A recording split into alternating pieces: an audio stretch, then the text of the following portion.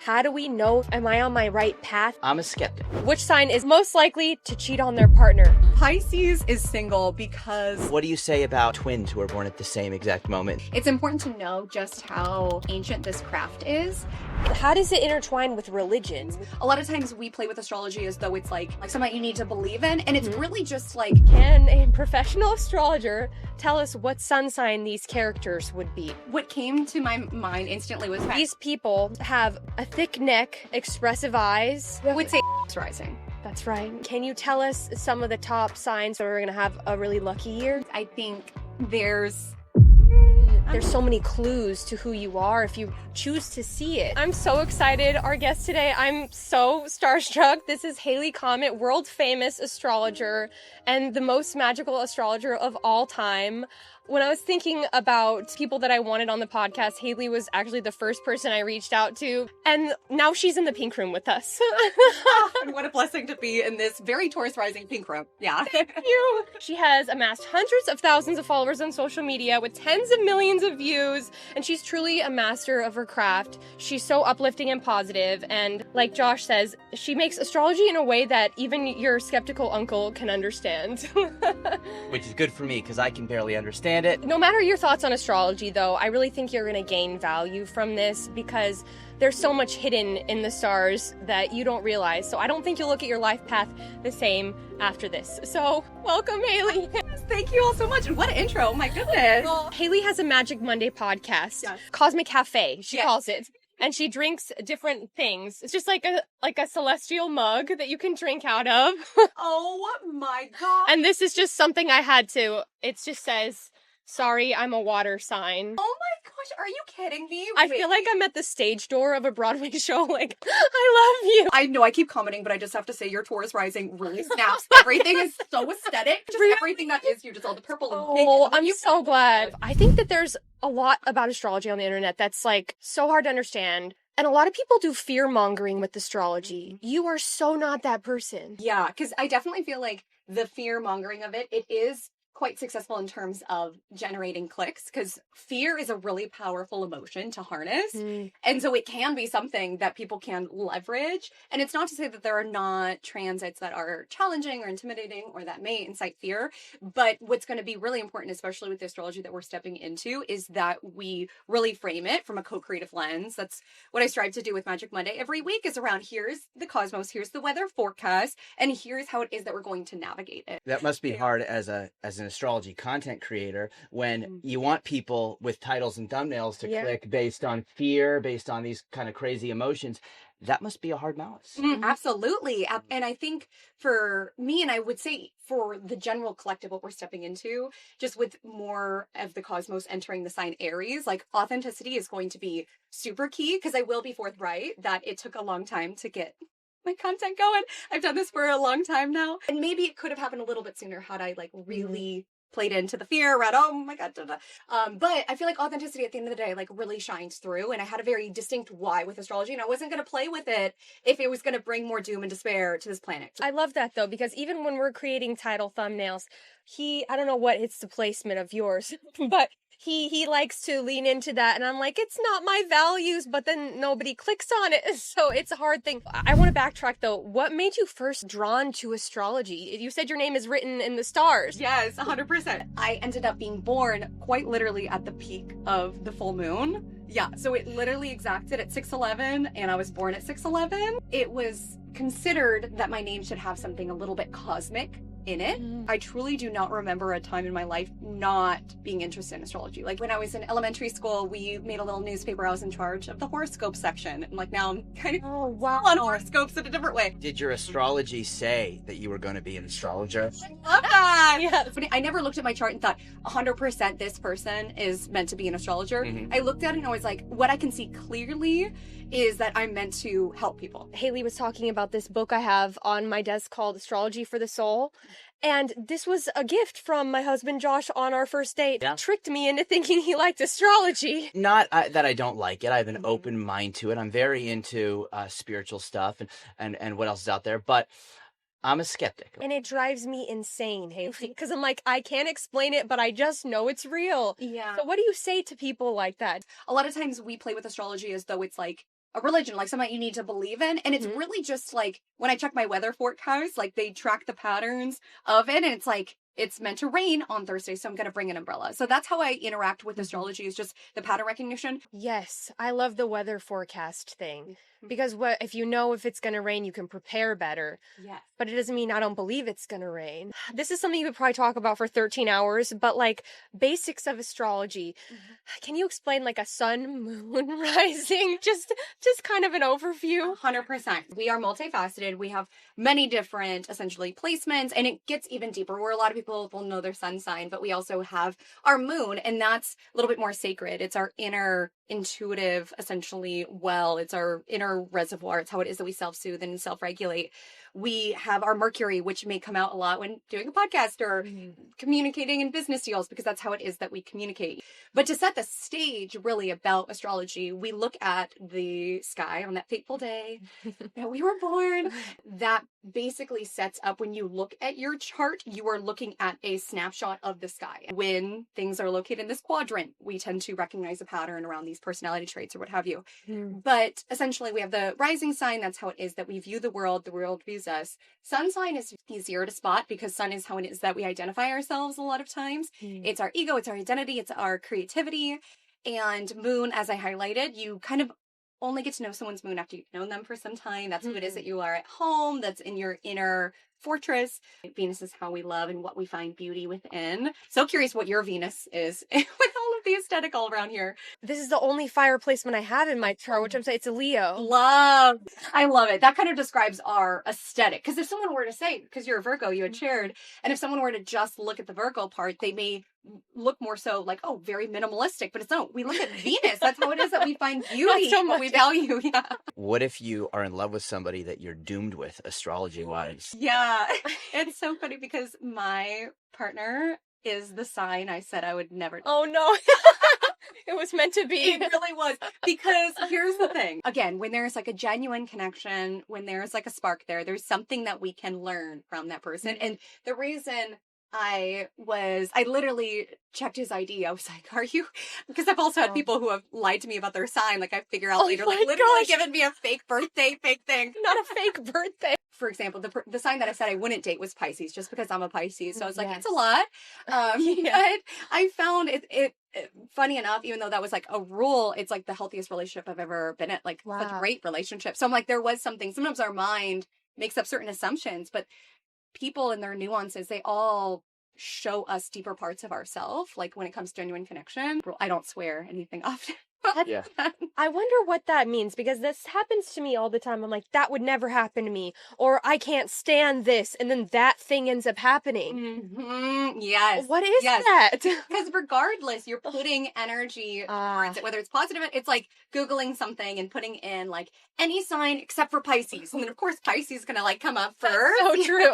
The only sign you're actually typing out. Yes, exactly. What else for compatibility with relationships can you look at? I mean, there's so many pieces, but we tend to look a lot around sun signs. So for example, Gemini and Virgo, and look at that. But you really want to look at, I mean, Venus is huge. That's how it is that you give and receive love. So a lot of people who have their placements in the sign of your Venus sign will make you feel beautiful. They'll make you feel loved. A lot of times they can like invest in you. Like Venus is around like beauty. It's around money. So a lot of times when you date people in your Venus sign, it's like they see the value in you. They love you. They see the beauty in you. Like that's a nice thing. I would say also moon is who makes you feel safe. It's who you can like really live with as well, is moon energy, like our domestic environment. Mercury is key just in terms of communication. Like how is it that we communicate? Because you said you're a Mercury Virgo. What's his Mercury? Do you know? Leo. Okay. So that's key. It feels at odds, Haley. Because Mercury is how it is that we like problem solve. Yeah. So that's also like an important part within. But if you are attracted to masculine energy, Mars will represent like what kind of like turns you on. If you're attracted to feminine energy, Venus is what gets you going. I think that a lot of people don't realize there's so many clues to who you are if you choose to see it. There were 2 fun games I want to play. One, you say sun sign is mainly your ego. An ego, that's not a bad thing to people that don't know the spiritual community, right? Yeah. It is not necessarily a bad thing. We just use the word ego in terms of like, I am this. It's like an energy that we more so naturally identify, and it may be more like kind of accessible in terms of how our light kind of shines and radiates out. It's not a negative thing, but there can be sometimes a shadow side to ego. But Got it. yeah. Okay. This game is, can a professional astrologer tell us what sun sign these characters would be? There's a play date happening. I love. But number 1 is going to be, this could go many ways. Yeah. It's Mickey Mouse. I don't know, like my gut just says Aquarius sun, because he is about his crew. He has his clubhouse, like Aquarius has like groups of people, and like Aquarians are like the innovators, they're the trendsetters, and I mean like he really made things happen. And his initial thing wasn't he like on a boat? Wasn't that his like first major cartoon? Oh my gosh, wow, you went deep. Steamboat Willie. Yeah.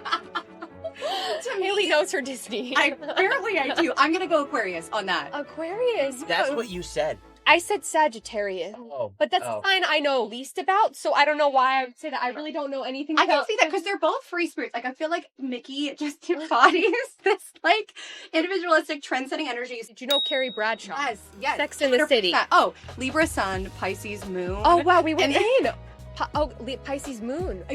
Yeah, because she's a little delusional, but it's fine. She's a little Libra. delusional, but that's fine. Libra sun, she's always just like so well dressed. Obviously, has such a way with words, like very like intelligent in that way. And then rising, maybe I would put her as a Taurus rising, just like with the shoes and the aesthetic and everything. Yeah, but I'm gonna give her some Pisces moon, just like it's there. The fact that I said sun sign, now we have to go back to Mickey because now you're giving me the full picture, and now we need to see these characters more clearly. So what would Mickey's moon and his rising be? An Aquarius sun. I'm gonna give Mickey, because you're a Sagittarius, that is on point. Like Wait, I really feel like that is. So he's gonna be a Sagittarius moon, and he's gonna be Aries rising because he did kind of go where no place went. He does have a real birthday though. Does he? Well, I mean, No. when he was drawn on the page. We don't want to know. We're definitely not doing any deeper research on this. Okay, next is going to be Elsa from Frozen. Okay, my queen. I want to say my gut says Virgo. Oh, That's what I feel. Moon, that. maybe something around like an Aquarius moon or something like that, because there's like a little bit of just feeling a little bit different than other humans, and then Pisces rising. But I say Virgo because obviously she has this skill, she has this ability, and there's like this element around feeling she has to like hide it or be perfect or like be very controlled. But like the magic of Virgo is when we stop trying to be perfect and like allow ourselves to just be us, which I feel like is her journey. Oh my gosh, it's almost like you knew these ahead of time. Okay, next is going to be Joey from Friends. What came to my mind instantly was Gemini. I just feel like Geminis, just feel like they love to giggle, they love to gab. I'm gonna give him a Leo moon too. I think like a Leo moon. Like I think, yeah, because just with the acting, yeah. Do we give him his rising? My gut says Taurus rising. I don't know. Ooh. Yeah. Next one is gonna be Voldemort. Okay, wait. She said this is going to be so easy. She's going to say blank, and we're going to see if she got what you said. Well, I will say I'm not too unfortunately well versed with Harry Potter. Is the evil Harry? That's literally all I know about him. So that's what you were gonna say too. Look at his face. I was right. Okay, I feel better. Okay. Yeah, 100%. Yeah, she did. She said Scorpio. Yeah. And the gaze. Scorpios, you can always tell because like their eye contact, like they like literally will stare into their soul. Like look at that. Like he's really staring into your soul. So let My me dad get. is a Scorpio and doesn't have hair and has piercing blue eyes. Like Wow. Yeah, I know a lot of Scorpios have piercing blue eyes like that. Yeah, it's interesting. Let me get this straight. You said Pisces was the only one you'd never date, and you didn't call him a Pisces? I love Scorpio, so like, not that I would date Voldemort, but I love that vibe. I feel like Scorpios are misunderstood. They are. And I feel, because I'm very sensitive as a Pisces, and I feel like Scorpio as a fellow water sign, like they're sensitive, but they have that vibe, so they like really protect me, because sometimes I'm like, oh, the world's so mean, and Scorpio, they just always take me under their wing, and they're just like very fiercely protective if you're on their side. They're scary when you're not. Yeah, but he can only protect you from an 11-year-old boy. Yeah, that's about it. Because we are not saying that Scorpio is evil or anything like that. It's just like villains a lot of times are misunderstood. And sometimes there is an element of Scorpio feeling misunderstood, feeling cast aside. Because when we watch any sort of movie, it's like framed in a particular way around like obviously the hero and villain is names, and everybody is a hero in their own journey, and they could be called a villain in other people's journey because they feel misunderstood. And I think sometimes that's a Scorpio part of them, but they really are sweethearts. You know, Voldemort deep down, maybe. Who knows? No, not him. How about Gru? Gru. Okay. I would also say Scorpio. Well, he's a sweetheart. He's very misunderstood. Yeah. Just wanted to go to the moon. Yeah. No, he wanted to. He wanted to steal the moon. He wanted to steal the moon. Maybe he's a Cancer then. They're ruled by the moon. Yeah. Oh yeah. Yes, yeah. Fascination with the moon. That's right. Okay, Glinda. I feel very strongly about this. So she is a Libra, because Libras, they're very, very likable.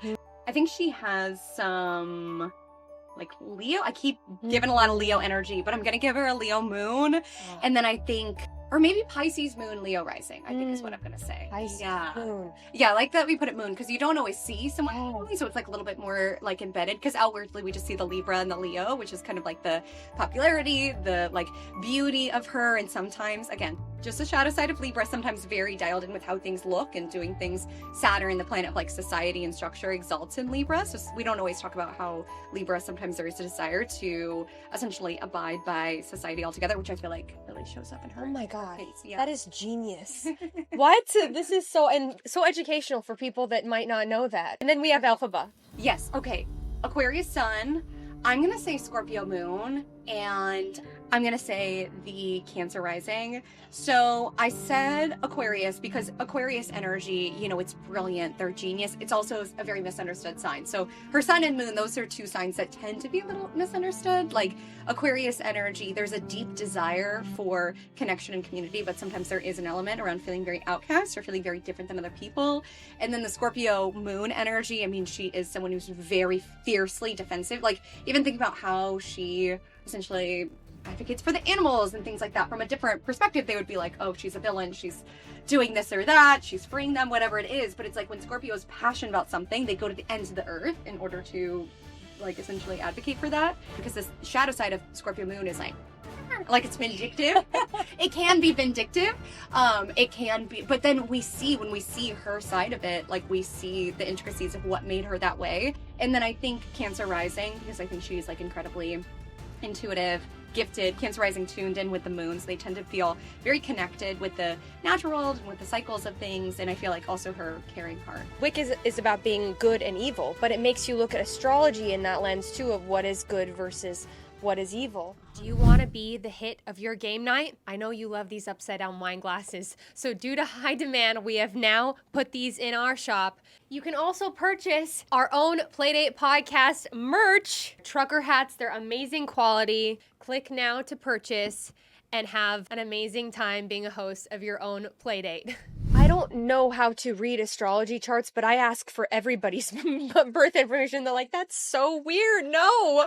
So do you think we should be weary about giving our information out? I would be weary. Really? Okay. That's good to know. Now you know. Okay. Is that like giving your life direction out? Yes. Yeah. And why I hesitate around it or encourage my clients whatnot to be hesitant around it is because sometimes we share our chart from our own knowledge level around our chart. So we're like, oh, I know my sun, I know my moon. And as an astrologer, the reason I'm more wary of it is because people who are very well versed within astrology can see things that I just am not sure if you're like wholeheartedly consenting to have the information out, if that makes sense. My sister had a question. If I'm an Aries, and I always tell her, you have to pay attention to your rising sign. And she's a Sagittarius rising, and she's a Cancer moon. Do you listen to all of them? Rising is actually one of the most key placements to tune into. And we tend to think it's all around the sun, but if we go to the roots of traditional astrology, it all comes back to the rising.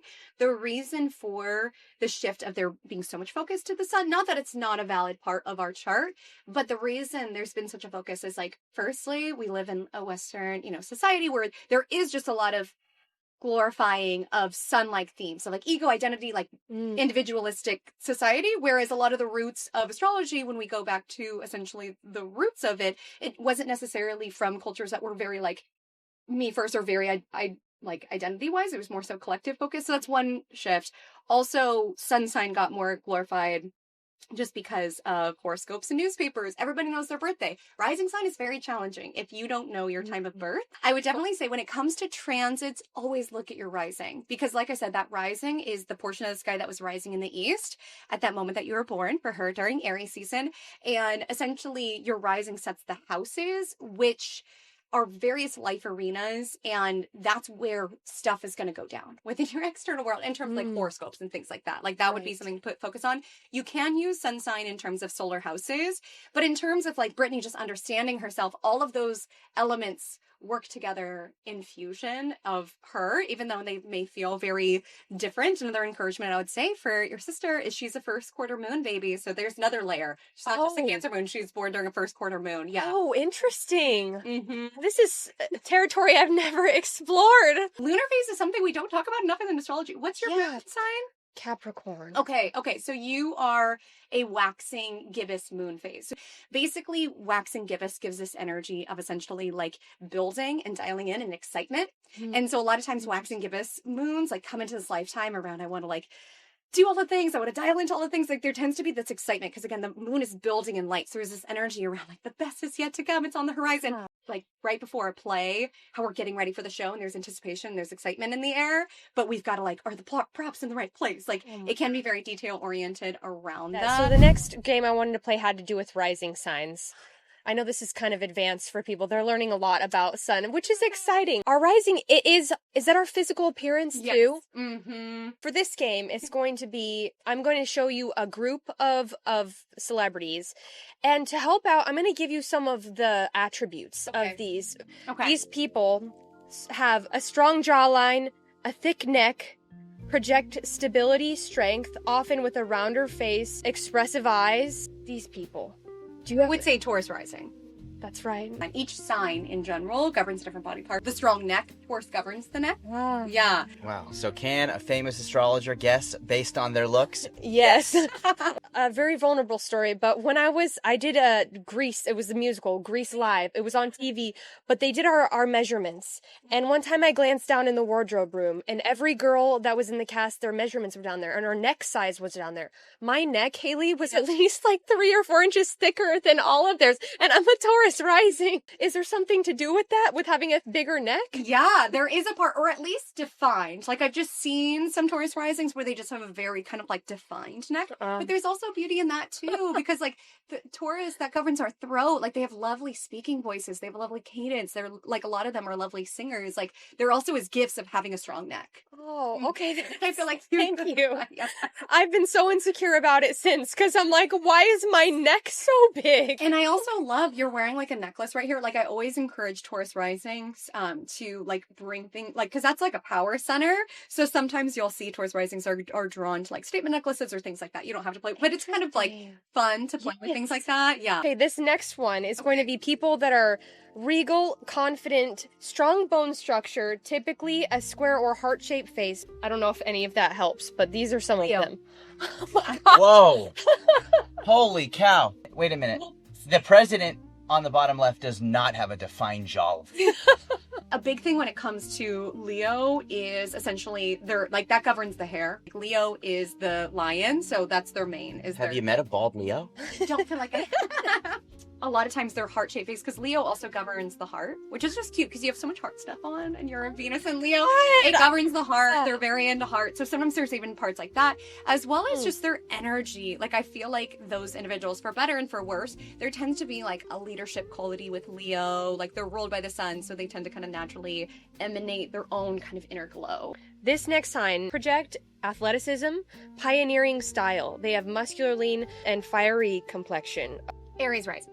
Oh my god. Wow, she's good. Because they're ruled by Mars. So sometimes, even if they're not literally a redhead, sometimes just like a reddy, like kind of just their undertones, kind of like like gingery. And there's also just like a sharpness about their features. And with the energy of Aries, I just always think, and it's so silly, just Aries, they're very impatient. They got to get to where it is that they want to go. So sometimes there's like almost an energy around, I don't know, they're very sharp as though they're in like a wind tunnel, not in a bad way, but it's just like, gotta go. Aries is around the first step and like making things happen, which is really significant, particularly with the slice of time that we're stepping into in 2026's astrology. We have 2 planets entering Aries. So there's a lot of energy around the creators, the entrepreneurs, like there's a lot of that. And Aries energy is like, are you bold enough to try and do? Because it makes sense with your chart, your Virgo sun, Capricorn moon. So you're like thinking about all of the different steps. But Aries is like, let's do, everything's figure outable. We just take this step, and they're bold. They make things happen. Okay, so this one, they have. You can show it to me. He said. Okay. Sorry. This is That my way. fault. Let's roll test. A lot of them have very divined lips, it seems. Almost Pisces to It's me. Pisces. Wow. Okay. He is a What? home run hitter. Firstly, this is the rarest rising sign, which is kind of Is fun. it really? It is. Yeah. Virgo rising is the most common, which I'm like, oh, of course I have the most common one. Annoying. But Pisces is the rarest just because the ecliptic, there's like the shortest window of time. But the tell for Pisces rising, and I mean this with love in my heart, these are all stunning people. They kind of look like a fish. Which is the one you won't date. So this is the group you're not attracted to. And they kind of look a little bit drunk. And eyes like a little otherworldly. Like sometimes they look kind of sleepy. Sometimes their eyes don't fully open, and like That is so impressive. So there's also all these elements, right? There's the fire, earth. yes, What are the other? water, air. I can't stand that I have so much earth in my chart. Like, am I just a cardboard box? You want to firstly look at the element that you are deficient in. And you'll want to contemplate ways to balance that. So within my videos, I always have a candle next to me, or I typically do. And that was initially to bring some fire into it, because sometimes just with the lack of fire, you hesitate around being seen, things like that. So you can implement the element that you're missing in. So if you don't have any fire, having candles, fireplaces, also living in a sunny place. I moved to San Diego. They say helps, like sunlight helps charge, basically just dialing into the element that you're deficient in. Is it written in the stars for me? You know, like, meaning she says I'm a Leo, I'm extroverted, whatever. What if I don't like that and I want to shift? And you understand what I mean? Like, the beauty of astrology, especially I found for myself and for my clients, is looking at certain elements and saying this is a theme or a challenge, but like, how is it that we're going to grow from it? So I believe that our chart is a map. It's like a blueprint for how to use a toaster, but we have to put the toast in and make it good, you know? Such a good metaphor. Virgos are considered pain in the butt. My question is, she's told that, and now it's in her mind that I'm a pain in the butt, and now it's being told to her, and now it's like Self-fulfilling you prophecy. understand what I mean? Yes, 100%. My framework, because I think it's so important, and actually this was kind of a catalyst for me in wanting to be an astrologer. I got a reading one time, and I'm obviously not going to say the person's name, but I got a reading one time where they told me that because my Mercury is retrograde, I would always be mentally debilitated. Like my mind would always be a couple steps behind everybody else. Which now I'm like, that's lazy astrology. What? That doesn't have a lot of value. But the danger of that, like, what if I had allowed that to seep into my spirit and like never start a YouTube channel or anything like that? Naturally, our traits are what they are, and we can have a negative tone on it or a positive tone. So again, we can look at the negative tone about being a Virgo around, I hate that I'm stressed. It's so stressful, what have you. To me, and the Virgo energy really exemplifies this desire to want to do their very best. And that's why they typically are high achievers. They expect a lot from themselves. So it's also how it is that we frame these qualities. And it's not knowing that we're, locked into it. Like I'm a Pisces, but I don't just like cry 7 days a week. Right. Even though you could. I could, but I worked on it and I've grown. So we want to roast each sign. So Josh, will you hand me the Wheel of Doom? I will in magic fact mushroom. hand you the Wheel of Doom right here. It all makes sense when we do it. Got it. Okay. Reaching in and find one. I get ghosted because, oh my gosh. So spin the wheel. Oh no! Oh God, Gemini. Okay. A Gemini gets ghosted because they played devil's advocate on the date. Ooh. Like they basically were like, oh, you're into this? Like, have you thought about it from this lens? Because Gemini is the twins, right? So it's always like, well, on the other hand, Gemini governs the hands. But I always think like, on the other hand, have you thought about it this way? Have you thought about it this way? So let's say someone was on a date with a Gemini and it's like, oh, I do this for work. It's like, well, have you thought about this? I'm a Gemini, and while I should be extremely offended, I do that. Okay, I feel so seen. Thank you. So fun. Okay. Yeah. Let's see. So I'm jealous when, and we'll see who. Okay, Scorpio. Scorpio's jealous a lot. No, All the time. Yeah. No shade, Scorpio. I think Scorpio gets jealous that other signs don't have to go through constant like death and rebirth like they do. Like Scorpio energy, you'll catch up with them like 5 years time. They're like, I have lived multiple lives. Like they typically just have a lot of transformations. Maybe they're jealous of other signs because it's like, that's not fair that you guys get to have to go through the fire. And they're also very intuitive and they might be jealous that other people don't think as deeply or perceive as deeply, because sometimes they can like really pick up on things around like, oh, this person doesn't like me or something like this, which sometimes, you know, ignorance is bliss in that particular instance. That feels rough. I know. Like there's a lot of power in Scorpio energy because also there's like an energy around regeneration where it's like you really can't kill a Scorpio. They're always going to like come back around. They're always going to build back up. They're always going to reinvent themselves. So it is a gift, but I think they're jealous of other signs. Like, why do I have to do? Hard to get rid of scorpions. Too. Yeah. I mean, they live in the desert. They can like endure. I have compassion for scorpions. Yes, 100%. Oh my god. Okay, there's 3 more. Okay, so fun. So this is, my toxic trait is Aquarians. My toxic trait is I feel like I'm so different and nobody will ever understand me. Their toxic trait is also they cannot hold it in their system if they liked a band before it was cool or they liked a movie before it was cool. They will let you know like, oh, you're into that? I was into that 5 years ago. And they are right. Like a lot of times Aquarians are really good at like, they'll have something and it's like weird at the time, but then it like blows up and becomes part of pop culture, but they've always got to let you know. And also, they're the tastemaker. Yeah. And then I would also say, not to like come for Aquarians so much, but I would also say we think of Aquarius as very open-minded, which they are. They could be very open-minded. They are kind of like anti-establishment, rebellious, want to do things their own way, but we don't talk about enough how freaking stubborn they are. They're open-minded until they have an opinion set up, and then they can be incredibly stuck in their ways because they're fixed air. Fixed is like stubbornness, air is mind, communication, so they're just very stubborn. For a heads up, fixed signs are Taurus, Leo, Scorpio, Aquarius. They're always in the middle of a season. So like Taurus is in the middle of spring, Scorpio is in the middle of fall. So because it's in between, it's like the very nature of being consistent and being steady versus like Aries is a cardinal sign that starts spring. Like cardinal signs tend to be good at start, and Mutable tends to kind of, we close out season. So you're born at the end of summer, you're born at the end of spring. So it's this transition energy. So it's good at like adapting. I think I don't know so much about astrology and I know nothing. So I'm learning a lot today. I love it. Okay, 2 more. Okay. So this is, I'm single because Pisces is single because they do have a partner, but it's in their own delusional mind. Pisces are very romantic. They're very idealistic, but like I said, they're kind of in their own world. So Pisces energy is single because they could be like limerent or like obsessed with an imaginary character. They're deeply emotional, and so they could get very attached, and sometimes their detached game isn't very strong. So maybe they're single because they're still hung up on someone. How dare you speak about it? Yeah. Okay, the last one. My argument style is...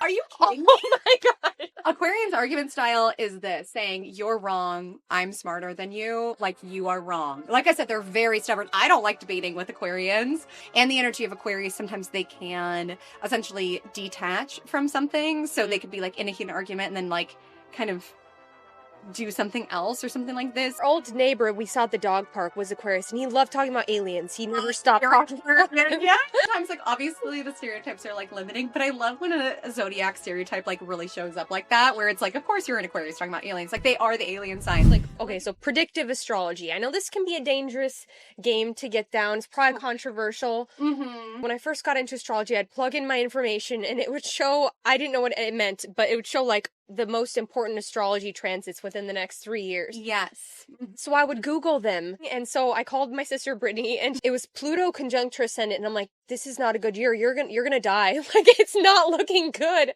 Because I saw Pluto, the planet of death. Yeah. And your ascendant is your physical body. Yeah. She's okay. I love that.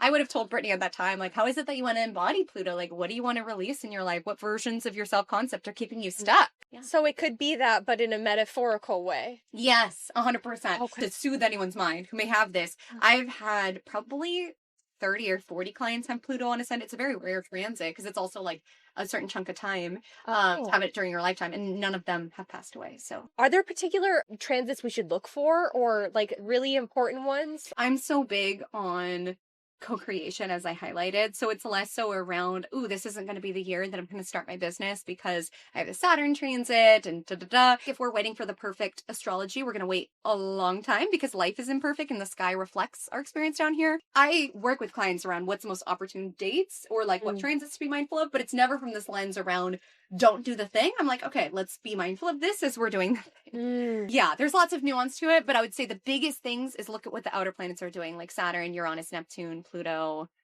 Jupiter. You said pets have astrology too, right? You can pay attention to our pets' astrology? I think it's fascinating to do so. Yeah, absolutely. There are some astrologers who specialize in that. I don't specialize in it, but I do think there's something to be said. I mean, this Pisces energy right now, I feel it. He's very emotional and kind. Here's my question. My question is, astrology is based on when you're born, right? Yes. Where you're born, when you're born, what time, all that stuff. Yes. So what do you say about twins who are born at the same exact moment in the same exact place? Or what do you say about all of the babies that were born in the hospital at the same time as a evil German dictator? Or his litter mates. Are they the same? Ooh, okay, love that. Sorry, that was a lot of questions. No, I love it though. Okay. And I just have to just question. comment. The Gemini twins of it all. Like, I love that a Gemini is asking about twins. Love it. I love astrology in real life. I've read many pairs of twins, and some have been like young, some have been older. But what I want to say about twins, firstly, is that your chart changes not even just by the minute, by the moment. Because even if, let's say, because rising changes the quickest, like it changes every minute or so. But let's say even one baby is born with a Gemini rising at 6 degrees, one baby is born at a Gemini rising at 7 degrees. In Placidus house system, that could indicate different houses, like those placements being slightly shifted. Or even if we go into certain territories like degree theory, things like that, there's nuances to being born with 5 degrees or 6 degrees. So when it comes to reading twins charts, you have to get really nitty gritty around the specifics of it. And then I would say in terms of like the hospital and all being born, it also comes down to coordinates, because we look at even like all being at the same coordinate, like time coordinates, those can also indicate. So like even people born in the same country as someone else, it also comes down to where specifically what sign is rising in the east from exactly where they're positioned. So there are intricacies of that.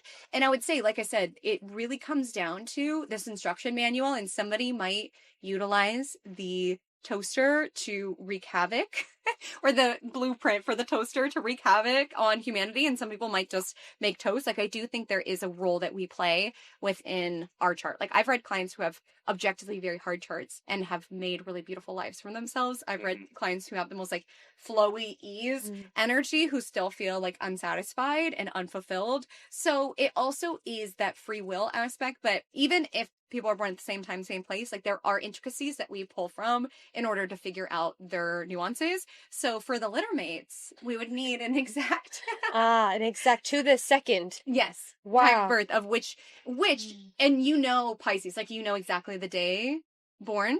Yes. Okay, because some people like will use their sign in terms of their gotcha day, like in terms of their pets, yes, which isn't necessarily like we would want to look at the actual date of birth, but just saying intuitively, I just feel like the Pisces energy is strong with this one.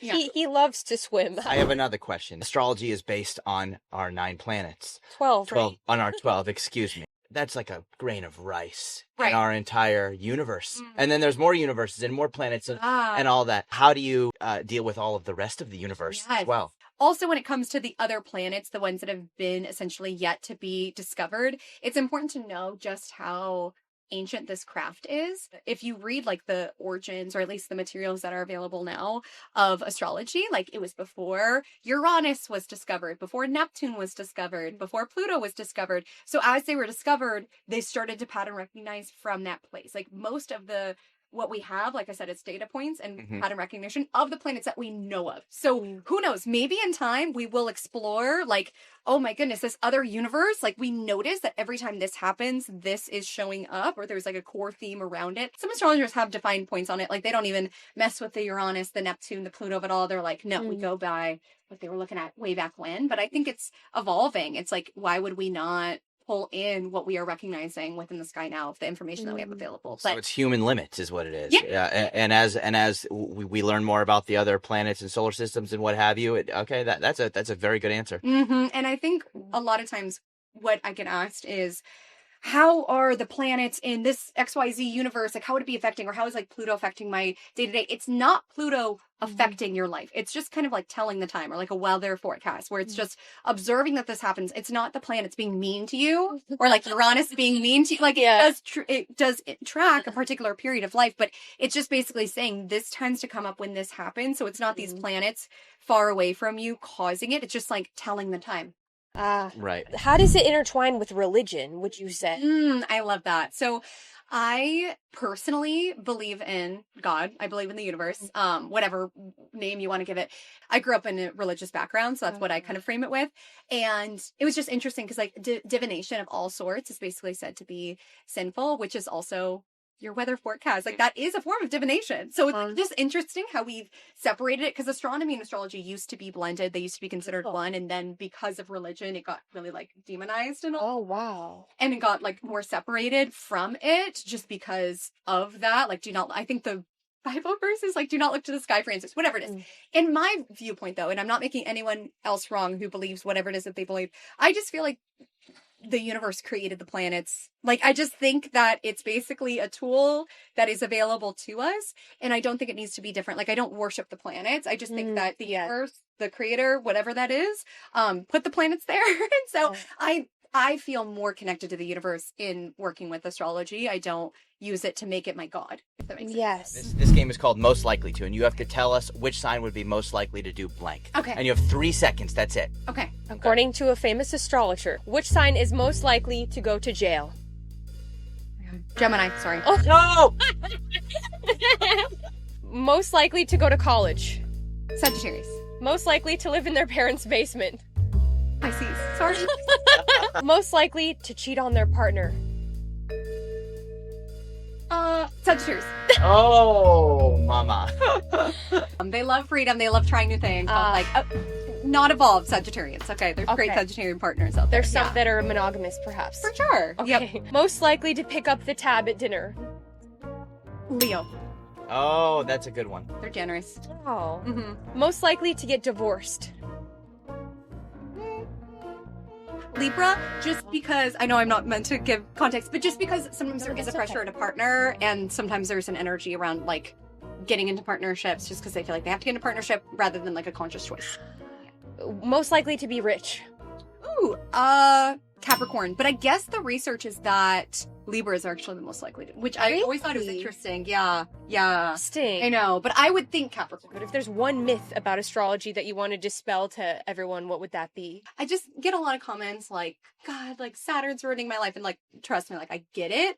But I really would encourage you to work with these themes, not so around, I hate the planets, just really around, okay, this is coming up with my life and the cosmos is reflecting the current circumstances, which may not be ideal, but leave Saturn out of it. Okay. Leave Mercury retrograde out of it. Like, don't hate the planets, like hate what they're reflecting and what's coming up within your world. And I'd also say it's just really important to know that you are not cursed because of your birth chart. Like, there's so many elements of my chart that are not ideal, and I'm sure all of us, like, if we play with it and like look at it around, ooh, this feels bad. And it's not to say that there's not people who have harder experiences than others, but I think the magic of astrology is saying, hey, this is the instruction manual, but I'm gonna make the best toast that I can. I love that. That I was given. Yeah. I'm so deep about, am I on my right path? And I think people might relate to that. Like, how do we know that we're on our soul's purpose? Is there a particular thing to look at? So astrology, in terms of your path, and it's interesting because this book talks about it, Astrology of the Soul, is your North Node. Because that's what it is that you are here to chisel and grow toward in this reality. So your North Node says a lot about that. It's not always what's easiest, but it's where it is that stretches and grows us, which a lot of times is the path that we're on. And I would say like soul-wise, and I think I'm just so inspired by all of the magic, like signs all over. I just feel like the word that comes back to me constantly in terms of like knowing that you're on track is just like, creating a life that feels like your own and tuning into the glimmers of magic. I feel like we're constantly being guided by the universe and like following the magic and making our own magic as well. I have this word magic tattooed on my mom's handwriting. This is what tied us together, I think. Haley has some amazing videos for 2026, but can you tell us some of the top signs for 2026 that we're going to have a really lucky year? Yes, 100%. So I will say Sagittarians are going to have a really lucky year. Leos are going to have a lucky year so long as they release what is not working and grow towards what is. Like South Node Jupiter is the reason I say that. I think Pisces and Virgo are going to have good years because of the relief of Saturn leaving them alone. I think your Geminis are going to have a good year if they shake things up, do things differently, try new things, put themselves out there. Aquarians are going to have good years if they essentially follow what feels in alignment and walk away from things that don't. Those are the signs off the top of my head. Yeah, it's going to be a good year for me. What are the most challenging signs? When it comes to the challenging signs, I think there's, I'm so sorry, but like Aries, there's just an element. Neptune and Saturn are going to be in Aries, which doesn't have to be bad. Like I just went through this transit as a Pisces. Saturn and Neptune passed my sun.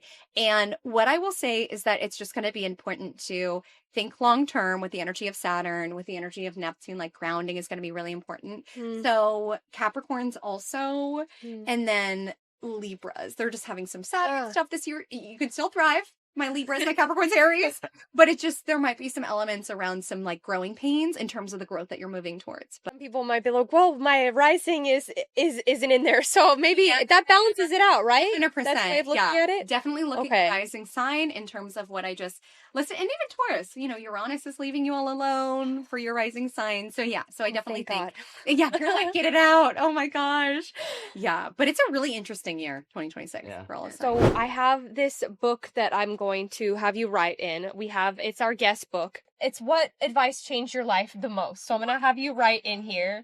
I wrote Follow the Magic just because you and I are connected around our love for magic. My mentor told me this when I was really debating. I was on a very traditional path and I was debating if I wanted to explore astrology more so.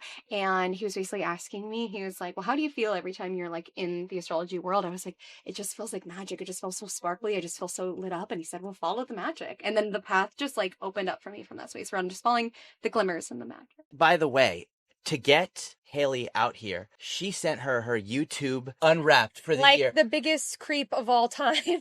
To show what a huge listener of hers she was. It was and is. I don't think people realize what a big deal this is to me, that you actually made this happen. Haley is just the most phenomenal. You've heard it today, but go and watch all of her videos. It's like, I feel like I know you because you just shine through in all your videos. And that's probably what a lot of creepy fans think about with their idols too. Yay, this was so fun. If you made it this far, drop us the emoji of your astrology sign. And please remember to subscribe so we can have you over for the next playdate.